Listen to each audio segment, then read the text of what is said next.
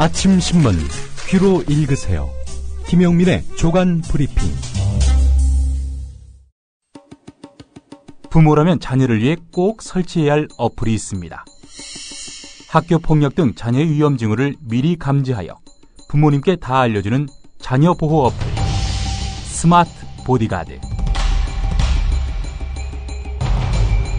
자녀의 학교 폭력 징후, 심각한 고민, 실시간 위치, 유해 컨텐츠를 24시간 감지하여 다 알려드립니다. 미리 알면 안심할 수 있습니다. 부모라면 부모님께 다 알려주는 자녀 보호 어플 스마트 보디가드 하세요.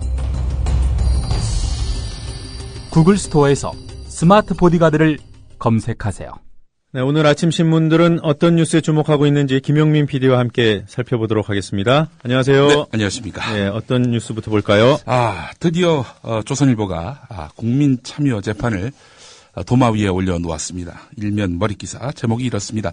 정치에 휘둘리는 국민 참여 재판. 이렇게 말이죠. 자, 근데 공교롭게도 오늘 한겨레 신문도 일면 톱 제목이 이렇습니다.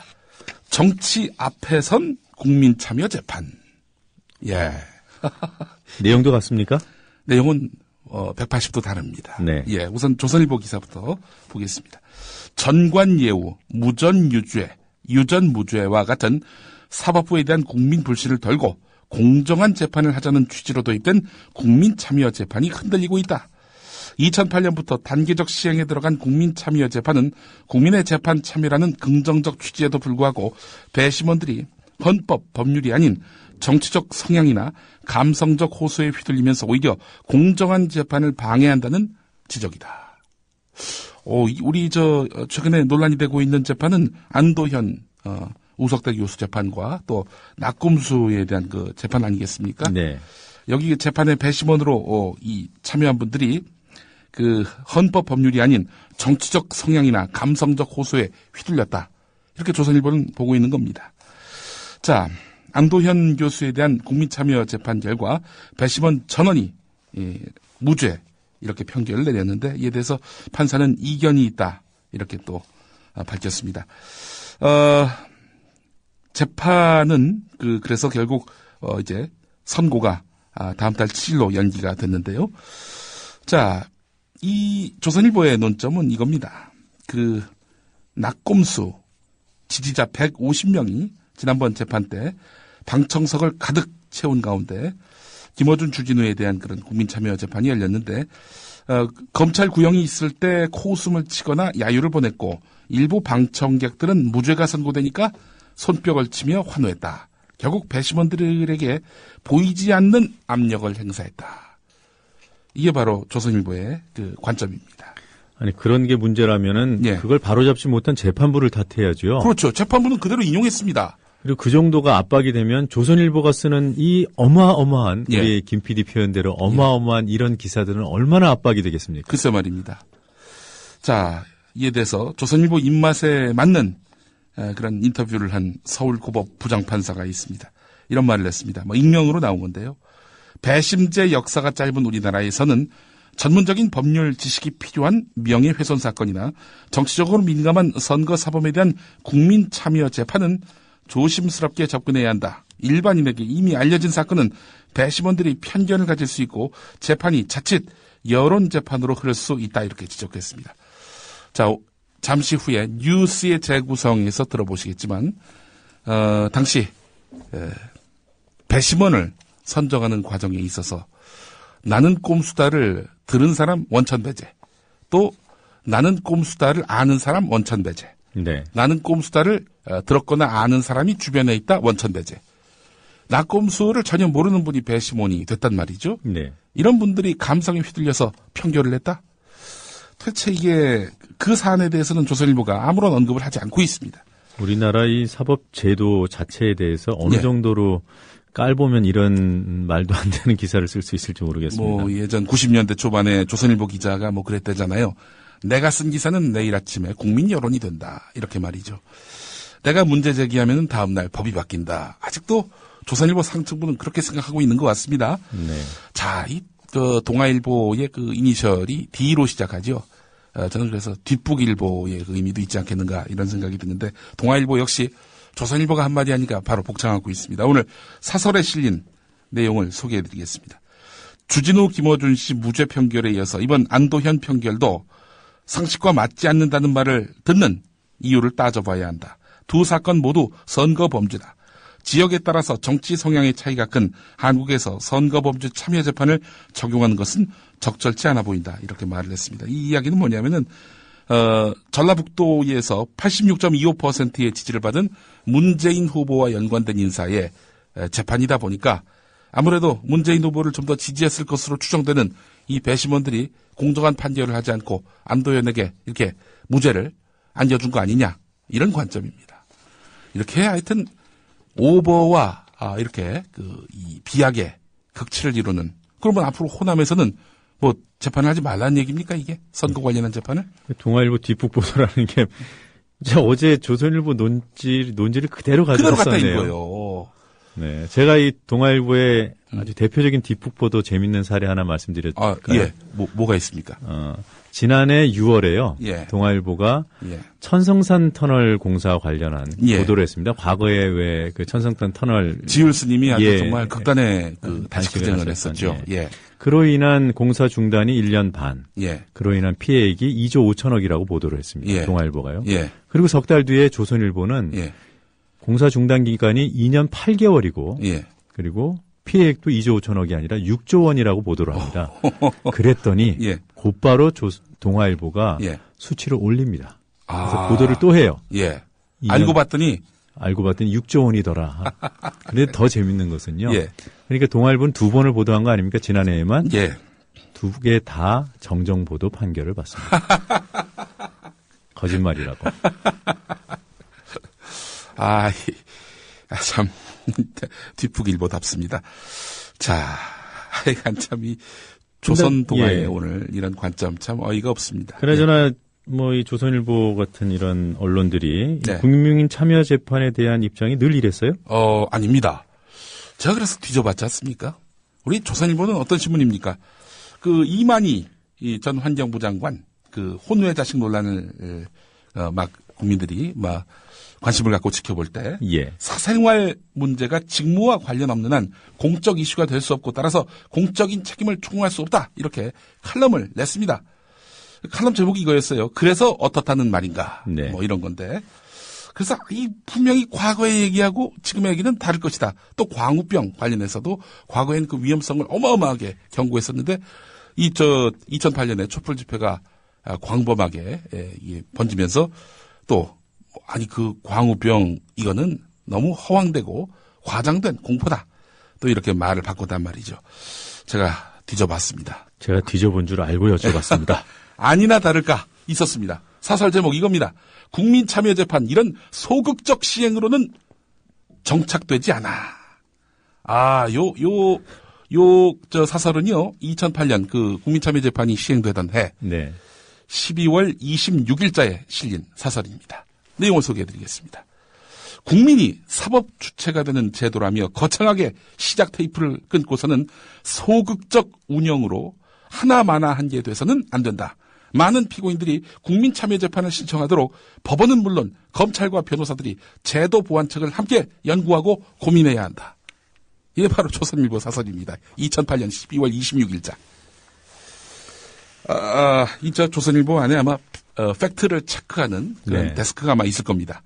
팩트 체크 부서만 둘 게 아니라 과거에 했던 말이 무엇인지 자기들이 그것도 한번 따져보면서 그런 앞으로의 논지를 펴도 되는지 과거 거를 좀 뒤지는 이런 과거 칼럼 체크팀을 하나 좀 만드는 것이 조선일보에게 필요하지 않겠는가? 전 이런 생각을 해봤습니다. 네.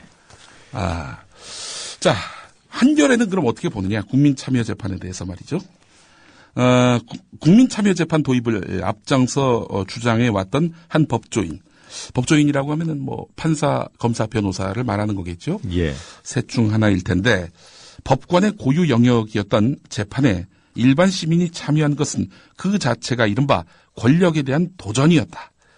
최근 나타나는 배심원 판결에 대한 비난은 참여 재판의 이런 속성을 눈치챈 권력이 시민 권력을 견제하는 것으로 볼 수 있다. 이렇게 일침을 놓았습니다. 네. 김어준 주진우 사건과 안도현 사건에 잇따른 무죄 판결에 대해서 여당과 일부 보수 언론에서 내놓는 주장, 뭐 이런 거죠. 정치적 사안은 참여 재판에 맞지 않는다. 이런 내용인데 이 부분에 대해서도 한겨레는 이런 논지를 펴니다. 판사, 검사 등 관료들은 법질서 안정을 추구하기 때문에 권력의 영향을 받을 수밖에 없다. 선거사범은 승자의 재판이 될 우려가 있다. 최근 1년 사건들은 만약 대선에서 야당 후보가 당선됐다면 기소조차 되지 않았을 수 있다. 이런 사건일수록 시민의 감시가 필요하다. 이렇게 말을 했습니다. 예. 그러니까 선거 사건일수록 오히려 참여 재판이 더 필요하다. 이런 얘기입니다. 예. 사실 조선일보만 보고 있으면 뭐 또 그게 맞나 이런 생각이 들어요. 예. 그런데 이렇게 180도 내용이 다른 보도를 함께 보면 예. 어느 보도가 조금 더 합리적이고 예. 또 공정한 보도인지 비교하기가 쉽습니다. 예. 그리고 그것을 김용민의 조간 브리핑이 예. 대신해 드립니다. 대단히 감사합니다. 사실 그 배심원의 그 판결이 2심에서는 이제 국민참여재판이 없습니다. 예. 1심에서만 국민참여재판이 있는데 이게 그 상급심으로 가서 뒤집어진 게 이제 7.5% 정도밖에 안 된다는 겁니다. 네.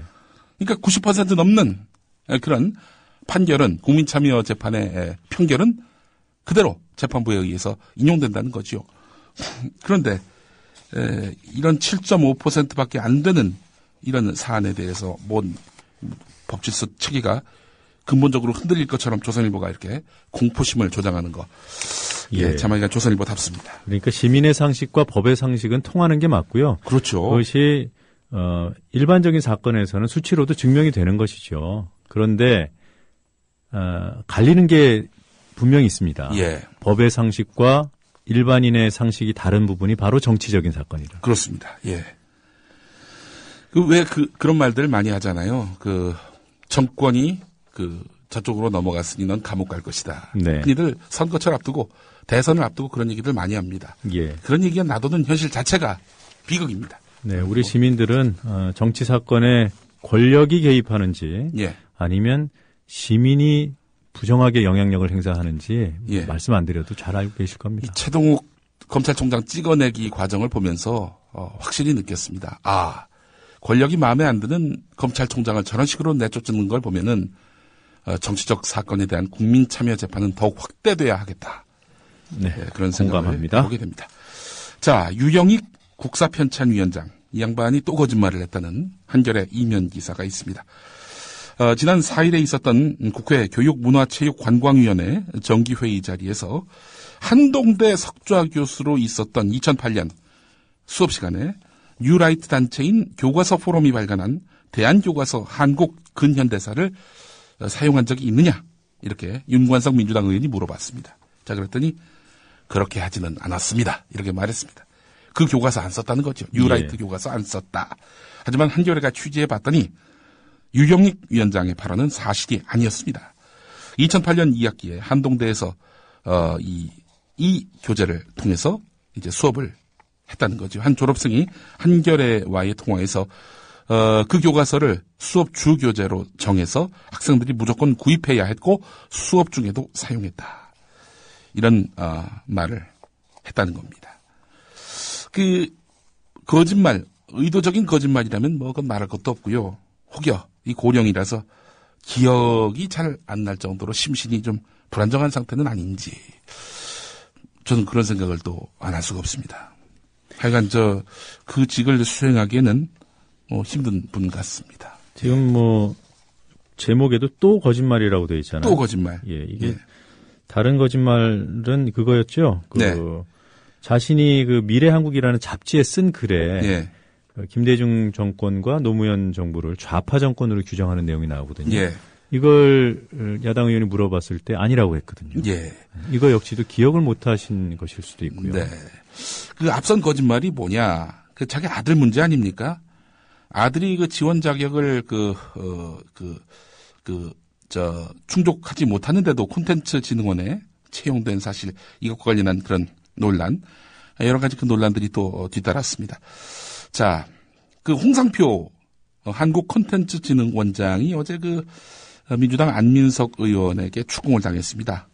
아니 이 사람 유영익 위원장 아들 지원 자격을 충족하지 못하는데도 이 사람 채용해도 되는 거냐 이렇게 물어보니까 원칙상으로 맞지 않는다. 절차상 하자가 있었다. 이렇게 답했다고 합니다. 홍삼표 원장한테는 이분이 또 보니까 과거가 있죠 또. 다른 걸 질의를 해야 되는데. 예. 그 이분이 청와대 홍보수석을 했었고 이명박 정권 때. 네. 그 앞서서는 YTN 보도국장을 하지 않았습니까? 예. YTN 불공정 보도, 뭐 거의 표상이 되다시피 한 그런 인물이기도 한데, 아니, 뭐 그런 이야기를 들으면 좀 창피하게 느끼고 조용히 있어야 되는데, 아니 또 MB의 품으로 그렇게 또 가서 안기는 건, 그건 또 뭡니까, 그게. 자기 정체를 그렇게 드러내는 거 아니에요? 이분이 2008년도에 그 당시 실세 중에 한 명이었던 신재민 씨로부터 돌발 영상을 폐지하라. 예. 그리고 말 안 듣는 노조 간부들 해고하라는 지침을 받은 것으로 이렇게 녹취로 기록돼 있거든요. 예. 그것을 정말로 실행에 옮겼는지 한번 물어보고 싶은데 물어볼 기회가 없네요. 국회의원이 되시면 되겠네. 제가요? 예. 다음에 제가 도전해서 한번 물어볼까요? 네, 그러시든지요. 예, 그게 낫겠습니다. 그때도 원장을 하고 있을지는 모르겠지만, 농담이었습니다, 여러분. 자, 재향군인회도 트위터 대선 개입 의혹이 제기됐습니다. 이 재향군인회가 어떤 단체인가, 궁금해하시는 분들이 많이 있을 겁니다. 국가보훈처 산하단체입니다. 정부 예산을 지원받습니다. 그렇다면 정치적 중립, 이건 기본이죠. 법에도 그렇게 규정되어 있고요. 그렇습니다. 네, 정치 활동을 할 수 없도록 되어 있습니다. 예, 재향군인회법을 보면은 재향군인회의 정치 활동을 금지하고 있고 공직선거법에는 선거운동을 할 수 없도록 규정되어 있습니다. 자, 그런데 선거 관여가 이렇게 금지된 재향군인회가 조직적으로 대선에 관여한 사실이 밝혀졌다는 겁니다. 이런 겁니다. 재향군인회 청년국이 지난해 11월 6일 공식 트위터를 통해서 새누리당 박근혜 후보 선대위 소속 청년본부인 빨간운동화, 청년 서포터스를 모집하는 공고를 그대로 복사해서 올렸습니다. 빨간운동화는 온라인 2030 세대를 대상으로 해서 지난해 10월 25일 박근혜 후보 선대위 안에 조직된 그런 청년본부 별칭인데요. 트윗이 작성된 날은 박근혜 후보 선대위 청년본부가 빨간 운동화에서 활동할 청년 서포터스를 모집한 첫날이기도 합니다. 자, 이들이 무슨 짓을 했느냐. 박근혜 후보를 지지하는 건 더할 나위가 없고요. 그 민주당 문재인, 통합진보당 이정희 후보를 비난하는 글을 수차례 작성했습니다.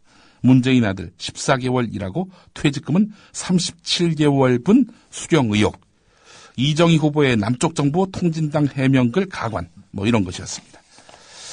이게 참 하여간 전방위적이네요. 예, 지금 드러난 것만 해도, 국정원, 경찰, 군, 국가보훈처, 행정안전부, 지금은 안전행정부입니다만은 통계청, 그리고 보훈처 산하의 재향군인회까지.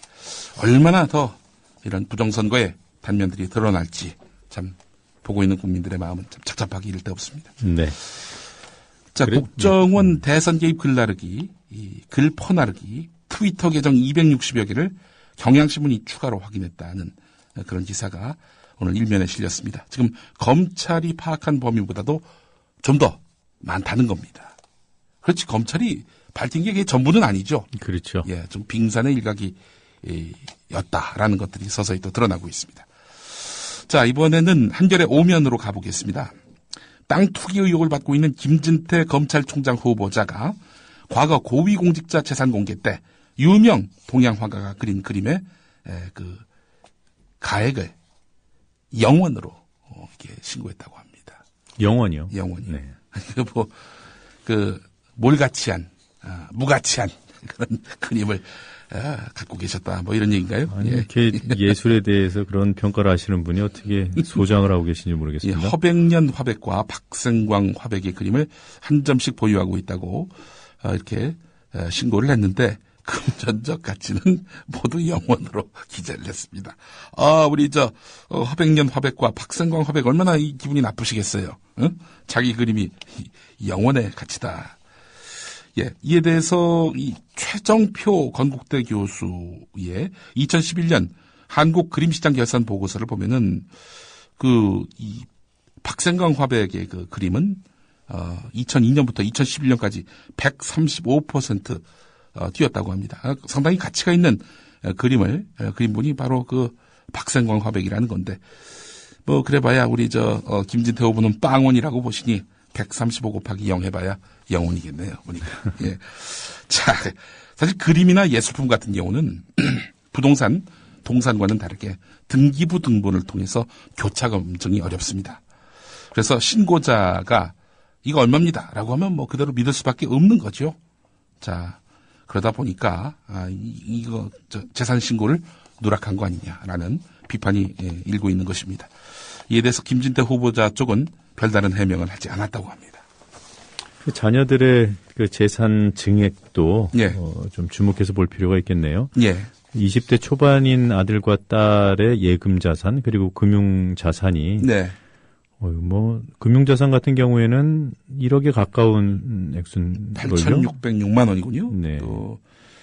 또 이렇게 해서 보니까 하여튼 뭐 2배로 늘었습니다. 이게 용돈이라고 했다니. 용돈으로. 야, 이거 씀씀이가 크신 분이군요. 8천만 원 돈으로 어떻게 용돈으로 쓰기도 참 힘들겠다 생각이 드네요. 보니까. 예. 오늘 조선일보 일면에 실린 기사입니다. 이게 왜 일면에 실렸나 싶은데 조선일보의 정체성을 잘 보여주는 기사가 아닌가 싶습니다. 어제 윤상직 산업통상자원부 장관과 30대 그룹 사장, 경제단체 부회장이 롯데호텔에서 투자 간담회를 시작하기 전에 투자 확대를 다짐하며 주먹을 쥐고 이렇게 흔드는 장면이 실렸습니다. 이때 재계가 한 말이 있습니다. 정부에다가 투자하라고만 하지 말고 여건을 만들어달라 이런 얘기입니다. 아니 지금 이명박 정권 때 풀 규제는 다 풀지 않았나요? 또 얼마나 더 풀어야 법을 아예 없애라 뭐 이런 얘기는 아닌지 뭐 그런 생각이 들 정도입니다. 자, 오늘 중앙일보 2면의 그 기사를 하나 더 보겠습니다. 조선일보가 중앙일보가 못 믿을 시청률 이런 제목으로 기사를 달았습니다. 쉽게 얘기해서 JTBC 중앙일보 종합편성 채널인 JTBC는 젊은 층을 상대로 해서 인기 있는 프로그램을 많이 만들고 있는데 이게 시청률에 제대로 반영되지 않고 있다. 이런 얘기입니다. 그러니까 통계청 집계 가구주 연령별 구성을 보게 되면은 15세에서 39세 비율이 27.3%인데 지금 시청률을 조사하는 닐슨 코리아 또 TNMS의 표본은 이 40대까지가 각각 9.8, 6.5에 그친다는 겁니다. 60대 이상 가구주 비중도 통계청 자료는 25%인데 닐슨은 31.6, TNMS는 37.5%를 차지했다는 겁니다. 이러다 보니까 자기들이 만드는 썰전, 마녀사냥 이게 시청률에 잘 반영이 안 되고 있다라는 불만을 이렇게 또 지면에서 이렇게 밝히셨네요. 우리 중앙일보가 말이죠. 뭐 적절한 지적인가요? 어떻게 보십니까? 글쎄요. 뭐 하여간 그 광고 시장에서 아마 JTBC에 좀 억울한 면이 있어요. 돈은 돈대로 제일 많이 들이는 JTBC인데 이 시청률은 잘 안 나오니까. 그래서 뭐 저 이름에 이미 JTBC라고 썼잖아요. 제일 많이 투자하려고. JTBC. 그런데 이게 시청률이 반영이 안 되면은 아무래도 뭐 이게 시장에서 반응이 없는 걸로 이렇게 사람들이 이해할 수 있고 광고주들이 그렇게 되면은 결국 중앙일보는 돈만 축내는 거 아니냐 또 이런 내부의 우려가 나올 수도 있다 보고 있는 것 같습니다. 이 자사의 어떤 이익에 부합하는 그런 기사가 지면에 이렇게 실리는 걸 보면 말이죠. 예, 참 저는 꼴불견이라고 생각합니다. 네. 자사에 대해서 자사 방송의 선정성, 보도의 불공정성 이런 것들을 지적하고 비판하는 그런 좀 양식 있는 그 견제는 불가능한 것인지 뭐 그런 생각도 해보는데 제가 기대가 너무 큰가요? 제가 JTBC 가지고 좀 썰렁한 농담을 해서 예. 그게 꼴불견이라고 하시는 건 아니죠? 예, 그런 건 아닙니다. 예. 오늘 여기까지 해야 될 것 같습니다. 예, 잘 들었습니다. 수고하셨습니다. 새누리당 김기현 정책위의장은 허위사실 유포로 재판에 넘겨진 낙곰수 제작진에 대한 무죄 선고에 대해 인기 영합적 판결이 아닌지 우려된다고 말했습니다. 김 정책위의장은 국회에서 열린 국정감사 점검회의에서 재판 독립이라는 말은 권력으로부터의 독립은 물론 여론에서의 독립도 포함되는 의미라며 이같이 말했습니다. 새누리당보가 돼버린 조선일보. 오늘도 국민참여 재판 무용론을 퍼뜨리고 있는데 이와 관련한 낙곰수 변호인인 이재정, 박주민 두 변호사의 토크. 지난주 국민TV 라디오 이재정의 70.5입니다. 국민참여재판 관련해서 조선일보도 뭐 무용론까지 얘기를 했다고 그러니까 저도 하더라고요. 지금 찾아보니까 예. 이제 문화일보에서도 아이고. 이런 얘기를 하네요. 그 뭐 정치적인 이념과 관련된 재판이나 이런 것들은 좀 배제해야 되는 거 아니냐라는 얘기를 했는데 오히려 어떻게 보면은 정치적인 어떤 이런 것들에 관련된 부분, 그래서 판사나 검사가 독립성과 중립성 유지하기 어려울 때 오히려 국민분들의 일반적인 어떤 정서나 감정 또는 합리적인 사고 이런 것들에 기반해서 재판을 받아볼 필요가 있는 거 아닌가. 예. 그리고 사실 이번에 이제 배심원 그 선정 절차 거치시면서 낙곰수를 들어봤는가에 대해서 이제 들어봤다는 사람들은 다 검찰이 배제를 했죠. 아니 심지어 들어봤냐가 아니라 낙곰수를 아느냐라고 했을 때 저는 못 들어봤지만 주변 친구들은 듣는 것 같아요 하신 분들까지도 다 배제를 한 그런 그래서 오히려 상황인데. 저희가 우려하던 그런 판이었어요. 낙곰수 그러니까요. 지지자를 뽑기 위한 건 절대 아니었지만 그렇죠. 낙곰수에 대해서 좀 적인 느낌을 가지시는 분들만 모여있는 게 아닐까 하는 우려를 저희가 할 정도로 배심원 재판은 굉장히 꼼꼼하게 걸러져 갔거든요. 그렇죠.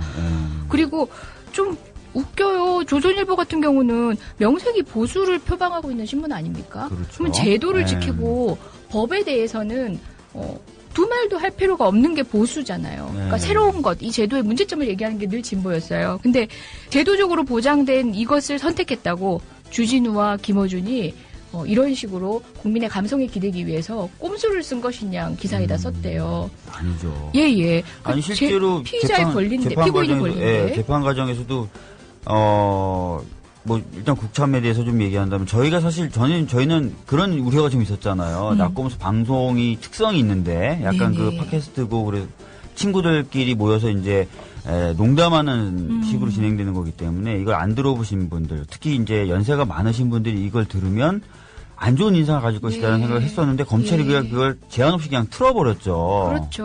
저희가 여러 가지 반대 의견을 표명했지만 틀어버리고 맞아요. 뭐 이런 식으로 재판 진행 과정 자체가 사실 상당히 검찰 쪽에 유리하게 진행됐고 검찰이 감성에 호소했죠. 그런 측면에서는. 저희가 신청했던 증인이 희한하게도 한 명도 안 나왔죠. 그렇죠. 시사인 기자, 김우지 기자 빼고는 척박했습니다. 검찰이 신청한 증인만 전부 나왔고 우리가 신청한 증인은 한 명도 안 나오는 그 이유도 저희는 궁금한데 어려운 상황이었죠. 그런 상황에서 재판이 진행됐음에도 불구하고 배심원분들이 이렇게 판단했다는 것 자체를 생각을 해야 되는데 그런 얘기는 다 빼놓고 마치 뭐 일방적으로 감정적으로 호소만 해가지고 뭔가를 얻어낸 것처럼 얘기하는 것 자체가 사실과도 상당히 다르다는 얘기를 좀 해주고 싶네요.